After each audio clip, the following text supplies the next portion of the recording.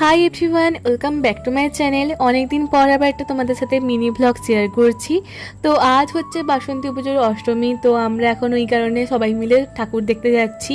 আর আমাদের দাঁতনে বাসন্তী পুজো হয় না, মানে বেশি হয় না, একটাই মাত্র বাসন্তী পুজো হয়। তো যখন গেছিলাম আমরা ঠাকুর দেখতে তখন ওখানে আরতি চলছিল।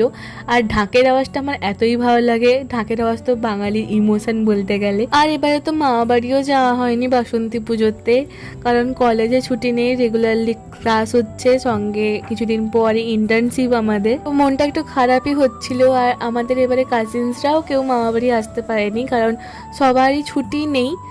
কিছুদিন আগেই আমাদের একটা দাদার বিয়ে হলো, ওই দাদার বিয়ের সময় সবাই ছুটি নিয়েছিল। তো যাই হোক, তারপরে হচ্ছে সন্ধ্যা আরতির পরে আমরা পেলাম একটু প্রসাদ, তো সবাই মিলে একটু প্রসাদ খেলাম। আর বাড়ি আসার সময় একটা আইসক্রিম খেয়ে ঘর চলে এলাম। তো চলো, আজকের ব্লগটা এখানে শেষ করছি, দেখা হচ্ছে পরের ব্লগে, টাটা।